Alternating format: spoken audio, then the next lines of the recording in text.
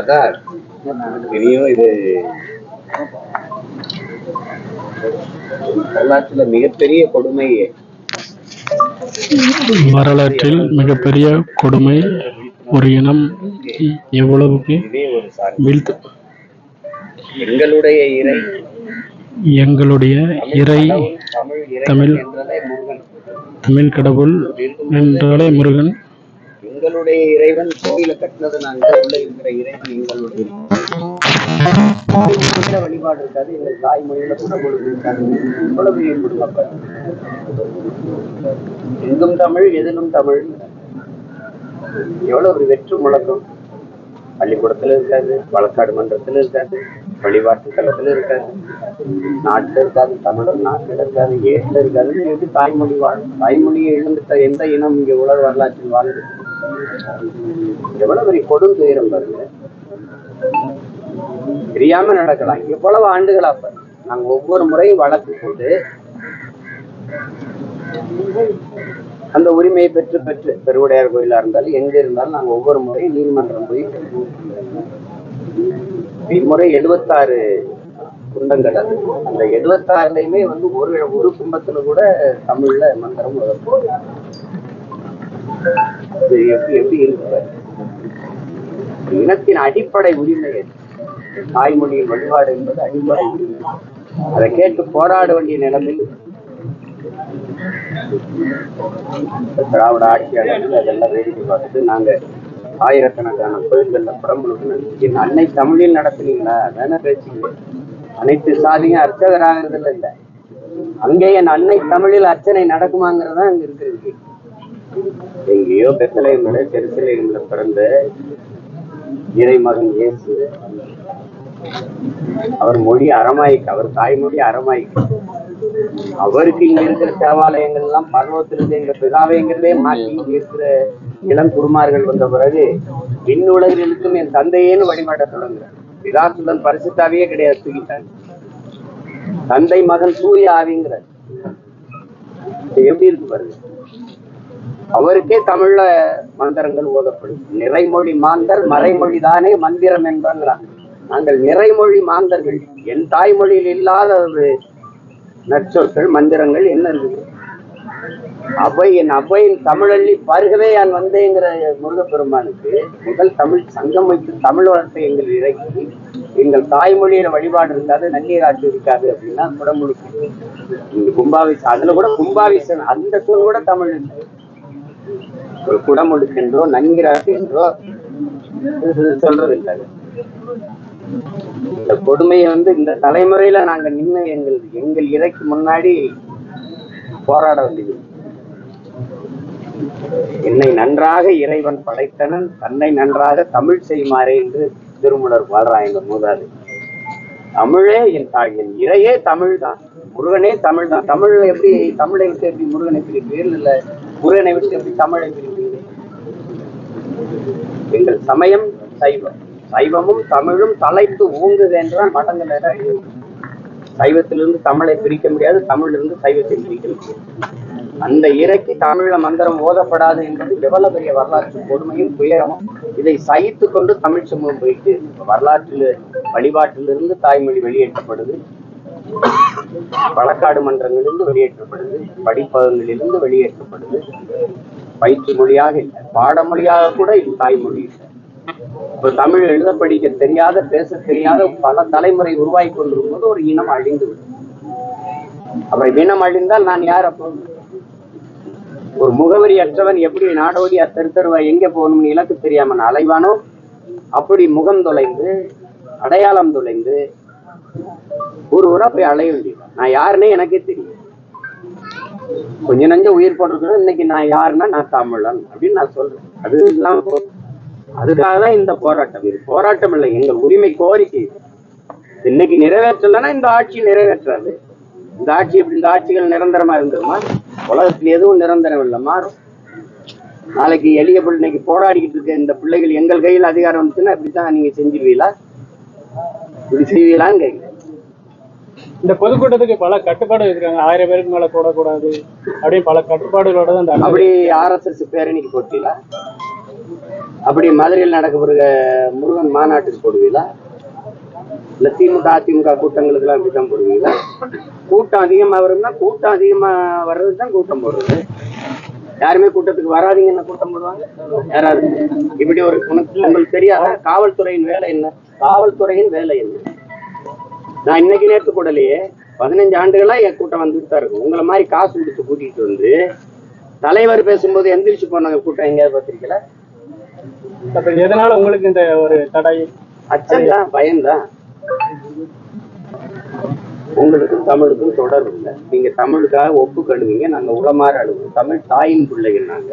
என் தாய் மரணப்படுக்கையில் படுத்திருக்கிறாள், அவளை காப்பாற்ற வேண்டும் என்று அவள் பிள்ளைகள் நாங்க துடிக்கிறோம். உங்களுக்கு அப்படி இல்லை. அவ இறந்தா என்ன ஒப்புக்கணுவீங்க, நாங்க உளமாற அழுகிறோம். அந்த அச்சம் அத பேசுறது இத பேசணும்ல. தமிழிலிருந்து வந்ததுதான் கன்னடம்ங்கிற போது கிளர்ந்து எழுந்து கன்னடர்கள் தான் போராடினாங்க. இந்த வரலாற்று உண்மையை ஒத்துக்க கூட அவங்களுக்கு மனதில்லை. ஆனால் இங்கே அந்த மாதிரி போராட்டம் எவர் யார் தமிழர் இல்லை. அங்க சீதாராமையாவும் துணை முதல்வர் சிவகுமாரும் கொந்தளிக்கிறாங்க. இங்கே துணை முதல்வரும் பேசின செய்தி ஏதாவது காட்டுங்க. ஏன்னா மொழிக்கு உங்களுக்கு சம்பந்தம் இல்லை. என் மொழி செத்தா என்ன, இருந்தா என்ன, வாழ்ந்தா என்ன? எங்களுக்கு குடும்ப தலைவிக்கு 500,000, படிக்க போற பிள்ளை என் தங்கச்சிகளுக்கு ஒரு 1000, தம்பிகளுக்கு ஒரு 1000. இந்த தேர்தல் நெருங்கும் போது ஒரு 500 கூடும், 1500 கூடும். வேற என்ன இருக்கு எங்களுக்கு? சொல்லுங்க. கொடுமை எவ்வளவோ வரிகள் இருக்குது, உயர்ந்து குறையல. மின் கட்டணம் குறையல, சொத்து வரி குறையல, கேளிக்கை வரி 8% 4 விழுக்காடு குறையுது. இந்த நாட்டுக்கா அவங்க வீட்டுக்கா? சினிமாவுக்கு கேளிக்கை வரியை கேளிக்கை வரி, பொழுதுபோக்கு வரி, அந்த வரியை குறைக்கிறீங்க. யாருக்கு பயன் தரும்? யாருக்கு பயன் தரும்? மொத்த திரைப்படமும் உங்க கையில இருக்கு, துறையே உங்க வீட்டுல இருக்கு. நாட்டுல யாருக்கு யாரும் படம் எடுக்க முடியுமா? எடுத்தா வெளியிட முடியுமா? திரையரங்கு தருவீங்களா?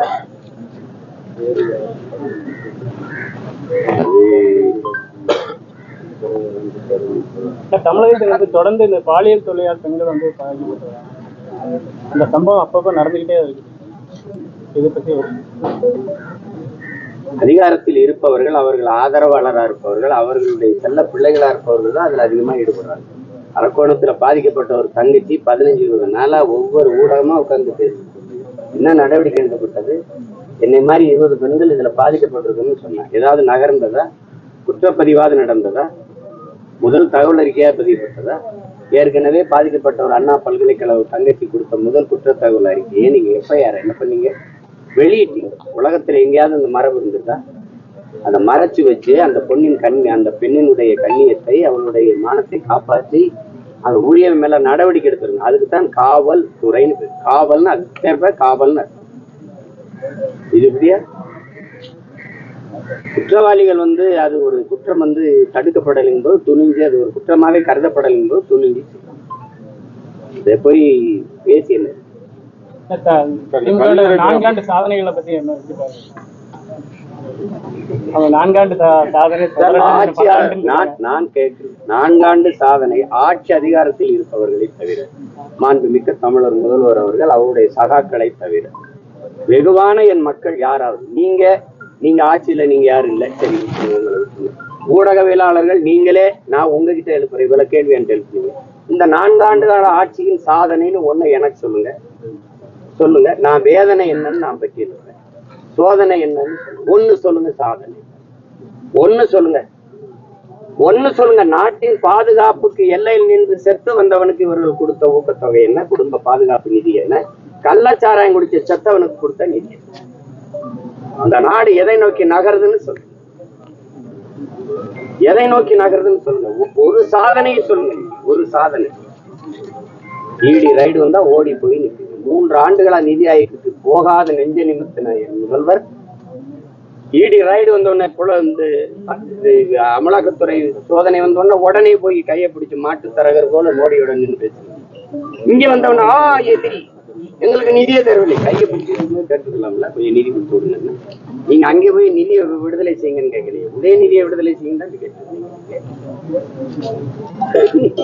ஒரு சாதனையை உங்களால சொல்ல முடியல சார். நான் கல் இருக்கிற ஒரு சாதனை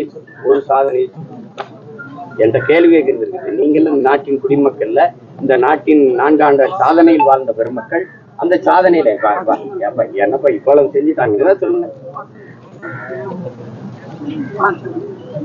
சாதனை இது சோதனை வேதனை அதான் சொல்லுங்க.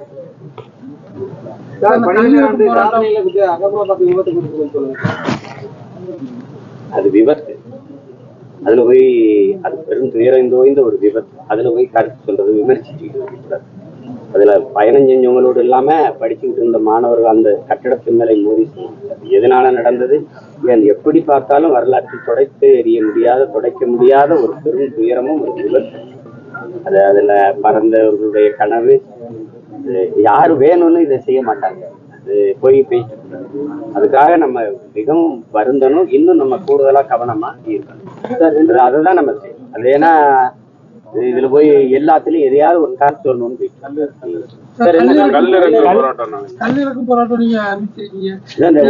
ஒவ்வொன்றுக்கும் நாங்க போராடி பெற வேண்டியது. கல்லு ஏதோ நானும் எங்க ஐயா நல்ல சாமியும் பாண்டியன் பனையேறி பாண்டியனும் நாங்க கண்டுபிடிச்ச மாதிரி புதுசா நாங்களே ஊழல் போட்டு காய்ச்சிற மாதிரி அனுமதி கொடுத்திருக்கா? நீங்க அதை மீறி பண்ணுவீங்களா? அதெல்லாம் நீங்க இந்த கூட்டத்துக்கு மட்டும் அனுமதி தரல. நான் என்ன சொன்னேன்னு அனுமதி கொடுத்தா ஒரு 5000 பேர் கூடி கலைவோம் போவோம். அனுமதி எல்லாம் மொத்த பேர் ஏறி வருவோம். தடைனால் அது உடைதான், சிறை என்றால் அதை நிறைதான். அது என் பரம்பரை பழக்கம். இதுல போய் 5 அடி பண்ணி வருது எங்கள் மரபுலே கிடையாது.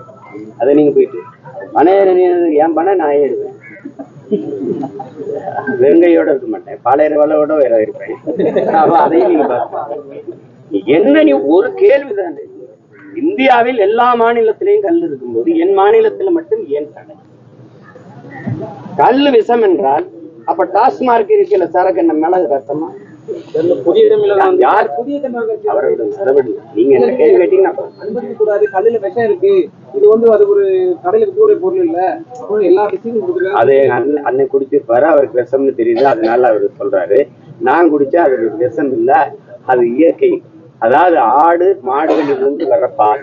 நான் ஒரு கேள்வி, பனம்பால் தென்னம்பால் ஈச்சம்பால் அது மூலிகை சாரா இல்லை, அதை மட்டும் இவளோண்டு அருகம்புல் உடலுக்கு நல்லதுன்னு குடிக்க சொல்ற நீ, இவளோண்டு கோதுமை புல் உடலுக்கு நல்லதுன்னு குடிக்க சொல்ற நீ, அது எவ்வளவு பெரிய புல்? இயற்கையின் அருங்கொடை கல் என்பது. அது ஏன் நீங்க கல்னா ஒரு கொச்சை வார்த்தையா இருக்கு? மூலிகை சாறு. பனம்பால்னு சொல்லு, தென்னம்பால் என் தாயின் மாறல பால், பசும்பால் எருமப்பால் ஆட்டுப்பால், பனம்பால் தென்னம்பால். கொஞ்ச நாளைக்கு தானே 10 மாசத்துல எப்படி தேர்தல் வரதானே போகுது. நீ பனை என்பது தென்னை என்பது வாழை என்பது கரும்பு என்பது ஆடு மாடு வளர்த்தல், நாட்டுக்கோழி வளர்த்தல், பட்டுப்பூச்சி வளர்த்தல், நெசவு செய்தல், மீன் வளர்த்தல், இதெல்லாம் வேளாண்மையின் விரிவு. இது தொழில் அல்ல, எங்கள் வாழ்வியல், எங்கள் பண்பாடு. அதை நீ செய்யாதுன்ற ஒவ்வொரு தேசிய இனத்துக்கும் ஒரு மண் இருக்குது. ரஷ்யானா ஓட்கா இருக்குது, அங்க சாம்பியன் இருக்குது, அங்க ஒயின் இருக்குது, அங்க ரம் இருக்குது, ஜின் இருக்குது. எங்கள் இனத்திற்கு ஒன்று ஒரு இது இருக்குது, அது இந்த கல். அவ்வையும் அதிகமானும் கல்லுண்டு கொண்டு பேசிக் கொண்டிருந்தார்கள்னு பாக்கல் இருக்குது. சங்க இலக்கியத்துல இருக்குது. நாட்படு தேரல்ல கவி பேரரசு வைரமுத்து அவர்கள் பாடிய பாக்க இதெல்லாம் எடுத்து பாடுறாரு. அவ்வளவு எல்லாம் இருக்குது. சும்மா என்னுடைய வாழ்க்கையோட இணைந்த ஒன்று. கல் உணவின் ஒரு பகுதி, அது மதுவல்லன் தான் அரசியல் சாசனமே சொல்லுது. எங்க ஐயா கல்லு நல்லசாமி எத்தனை முறை தர்க்கத்துல அவரோட தர்க்கம் பண்ணி வெல்லுங்க, நான் 10 கோடி தர்றேன்னு பரிசு வேற இருக்கிறேன். பேசணுங்கிறதுக்கு பேசுவாங்க. அதை கல் ஏன் தடை செய்யப்பட்டிருக்கு தமிழ்நாட்டுல? கேரளாவில் இருக்கா இல்லையா? கேரளாவில் இருக்கா இல்லையா? ஆந்திரால இருக்குல்ல, கர்நாடகால இருக்குல்ல, புதுச்சேரியில இருக்குல்ல, இந்த ஊர்ல ஏன் இல்லை? இந்த ஊரில் மட்டும் கல் மதுவானதுக்கு காரணம் என்ன தானே கேட்கணும். ஜல்லிக்கட்டுக்கு திடீர்னு நீ தடைன்னு கொண்டு வருவ, ஏன் கொண்டு வருவ? என் மாடு இருந்தால் இயற்கை உரம் இருக்கு, நாட்டு மாடு இருந்தால் இயற்கை உரம் இருக்கும். செயற்கை பாலுக்கு தேட மாட்டான், இந்த நாட்டு மாடு இயற்கை உரத்துக்கு செயற்கை உரத்துக்கு போக மாட்டான். அப்ப நாட்டு மாட்டு இனத்தை அழிக்கணும்னா நீ என்ன பண்ணணும்? காளைக்கு தடை போடணும். அப்ப காளையை வதைன்னு சொல்லி வதைப்புன்னு சொல்லி கொள்வான். அதுக்குதான் நீ ஜல்லிக்கட்டி தடவும். அது மாதிரிதான் கல்ல மதுன்னு சொல்லி மூன்ற பனையின் பயன்பாட்டை நீ குறைக்கிற. உலகம் முழுமைக்கு நான் சர்க்கரைக்கு கருப்பட்டிக்கு திரும்பிட்டு இருக்கேன், இயற்கை இனிப்புக்கு திரும்பிக்கிட்டு இருக்கேன். அமெரிக்கால 1 கிலோ கருப்பட்டி 1000 ரூபாய். ஆனால் உற்பத்தி அதுக்கு ஈடு கொடுக்க முடியல. 50 கோடி பணம் இருந்த இடத்துல 5 கோடியா குறுக்கி இருக்க. ஏன்னா பயன்பாடு இல்லை, செங்கல் கால வைக்கும் சூளைக்கு வெட்டி ஏற்றிக்கிட்டு இருக்கான். 50 ஆண்டு கால பனை 100 ரூபாய்க்கும் 500 ரூபாய்க்கும் வித்துக்கிட்டு இருக்கான். என் முன்னோர்கள் பனையின் அருமை தெரியாது. நீ தெருவுக்கு தெரு டாஸ்மார்க்கை திறந்து 50,000 கோடிக்கு வித்து வியாபாரம். ஏன் இந்த மண்ணில் கல்லுக்கு தடை இருக்கு? ஏன் ஒத்துக்க மறுக்கிறீங்க? இந்தியாவில் எந்த மாநில முதலமைச்சருக்கும் சாராய ஆலை கிடையாது. அவருக்கும் அவரை சார்ந்தவர்களுக்கும் சாராய ஆலை கிடையாது. இந்த சரக்கு காய்ச்சல ஆலைகள் கிடையாது. தமிழ்நாட்டுல மட்டும்தான். இந்த பக்கம் மிடாசு, அந்த பக்கம் பல மிடாசு. எல்லாரு பேர்லயும் சாராய ஆலை. சரக்கு காய்ச்சறவர்கள், விற்பவர் அவர்கள். இங்கதான் உற்பத்தியாளரும் விற்பனையாளரும் ஒரே முதலாளியா இருக்கிறது தமிழ்நாட்டுல தான். எது ஒண்ணு ஊதுபத்தியா அவனை உற்பத்தி விற்கிறது இல்ல, செருப்பா உற்பத்தின்னு விற்கிறது இல்ல. ஆனால் தமிழ்நாட்டில் மட்டும்தான் இந்த சாராய சரக்குகளை உற்பத்தியாளரும் விற்பனையாளரும் ஒரே ஆளர். ஏன் கல்லை இறக்கி விட்டால் கல்லு குடிச்சு நீ சொல்ல 2 லட்சம் பேர் தாலி எடுத்துட்டான். அதிகமா விதவைகள் இருக்கிற மாநிலம் தமிழ்நாட்டுல பேச பெருமக்கள் யாரு? இந்த ஊர் பாராளுமன்ற நாடாளுமன்ற உறுப்பினர்கள். கல்லு குடிச்சு எத்தனை பேர் தாலி எடுத்தான்னு காட்டுங்க. சொத்து பூரா 50 ஏக்கர் வச்சிருந்தா அத்தனையும் கல்லு குடிச்சு வித்துட்டான் காட்டு. கல்லு குடிச்சு செத்தவன் ஒருத்தன், சொத்தம்பட்டையும் வித்தவன் ஒருத்தன். ஒருத்தனை காட்டு கல்லை பத்தி பேசுன சொல்லுங்க. ஒருத்தர் விஷங்கிறாரு, ஒருத்தர் இங்க பாருங்க, ஒருத்தர் பதனியில இனிக்குத என்ன சக்கரை போட்டிருக்கீங்களா, அவரு முதலமைச்சர். வாழையிலிருந்து பனையிலிருந்து வருவது பனஞ்சாறு. அதுல கலப்படம் செய்யும் போதுதான் கல்லா மாறுது. இந்த மேதையாரு சபாநாயகரு. எங்கிருந்து வேற்று கிரகத்துல இருந்து இறங்கியிருக்காங்க அவங்க எல்லாம். வாழையிலிருந்து பனையிலிருந்து வர்றதுல ஏதாவது கலந்தாதான் கல்லாதுதான். ஒருத்தர் பேராசிரியர் அறைய பொன்முடி, அவர் எப்படி தெரியுமில்ல, அது பணம். அதுல ஏதாவது ஒரு கண்டதை கலப்படம் பண்ணிதான் கல்லாக்குறாங்களா. இவங்க கிட்ட நாட்டை கொடுத்துட்டு நீ நல்லா ஆட்சி எதிர்பார்த்துக்கிட்டு இருக்க. இந்த மேதைகள்கிட்ட எல்லாம் ஆல்பர்ட் ஐன்ஸ்டீன், சர்ச்சில், தாமஸ் ஆல்வா எடிசன், எல்லாம் சார்ஜி ஸ்டீவன்சன், கிரகாம்பல் மாதிரியான ஆட்கள்கிட்ட நாடு இருக்கு. கொடுமை கொடுமை. கல்லு எப்படி கால் என்ன கேட்பாங்கல்ல, நெல் எந்த மரத்துல விளையுதுன்னு, அந்த அந்த அந்த அந்த கேள்வி அந்த மாதிரி கொடுமை கொடுமை கால கொடுமை. ஆனா தேர்தலுக்கு இன்னும் 10 மாத காலம் தான் இருக்கு. எல்லாம் தேர்தல் நடவடிக்கை இருந்தாங்க. நான்மலை கட்சி இன்னும் பழைய மாதிரி தனித்து போட்டியிட தான் இருக்கலாம். உங்களை கூட்டணி கூப்பிடுறதா நிறைய வெளியில பேச்சுகள் ஈடுபடுது. உங்களுடைய இது எதுவும் மாற்றம் இருக்குமா? எனக்கு ஒரே மாற்றம் தான்.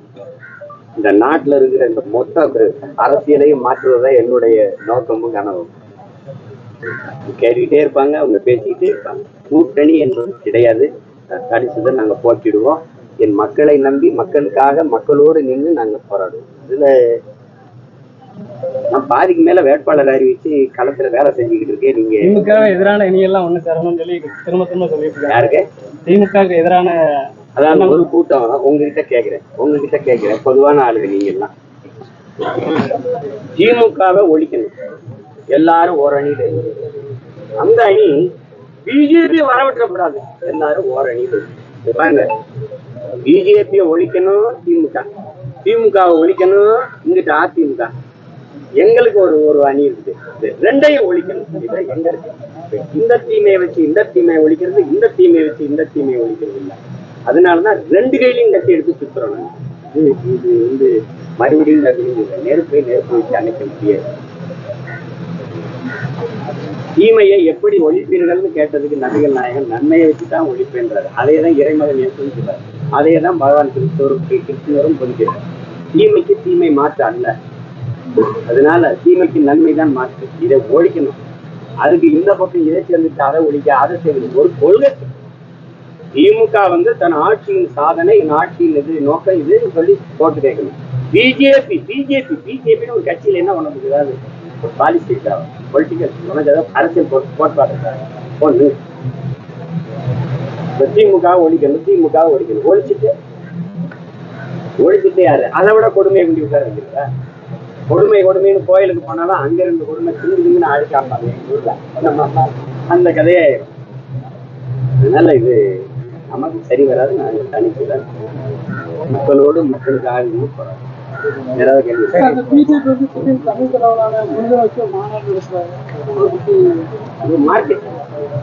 மார்க்கெட்டிங் எப்படின்னா, ராமரை வச்சு ரொம்ப நாள் ஜெய் ஸ்ரீராம், அது ரொம்ப நாள் போயிட்டு இருந்தோம். அப்ப ராமருக்கு கோயில் கட்டுற வரைக்கும் அந்த பிரச்சனை இருந்துகிட்டே இருக்கு.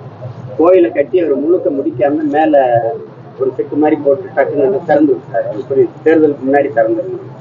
அப்ப அயோத்தியில இவங்க ஒரு வேட்பாளரை போட்டாங்க.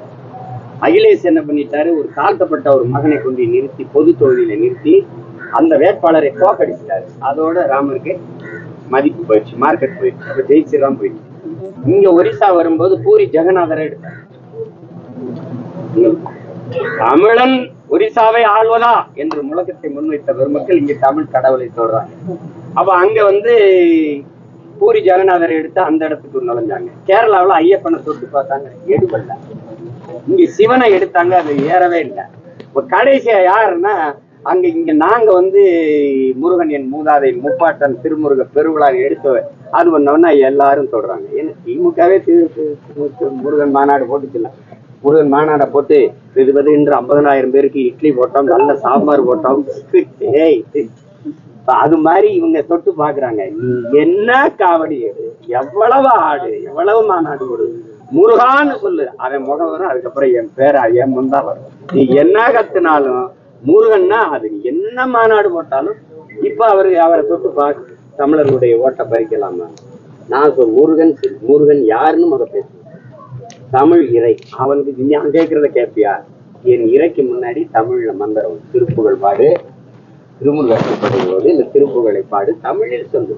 கந்தா கடம்பா கதிர்வேளான்னு பாடு, அவனை போற்றி பாட. என்ன தமிழ் இல்லையா? அதான் அவங்க பேச மாட்டாங்க. அவங்களுக்கு இதுல ஒரு அரசியல் இருக்குது. 26ல எடப்பாடியார் ஆட்சிக்கு அந்த சார் யாருன்னு கண்டுபிடிப்பாரு, அதை குறித்து சொல்லுங்க. அப்ப இளைய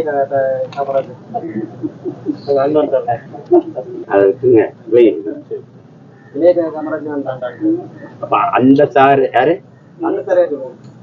அந்த சாரு யாருன்னு கண்டுபிடிக்கிறது இல்ல. கொடைநாட்டுல கொலை செய்யறது எந்த சாரு, அதை யாரு கண்டுபிடிக்கிறது? தூத்துக்குடியில துப்பாக்கி சூடுறதுக்கு உத்தரவு பிறப்பிச்ச சாரு யாரு? அம்மையார் நீதிபதி அருணா ஜெகதீசன் தாக்கல் செஞ்ச அறிக்கையில 2 சாருமே நடவடிக்கை எடுக்கல. எந்த சாரு நீங்க? 15 பேர் நாங்க செத்தது உண்மை, சுட்டது உண்மை. எவனாவது நிறைய இருக்கா? அந்த அதிகாரிகளுக்கு பதவி உயர்வும் பணியிட மாற்றமும் நடந்திருக்கு. அப்ப என் உயிரும் உனக்கு ஒண்ணும் கிடையாது. அப்படித்தானே? நடவடிக்கை இருக்கும். நாங்க வந்தா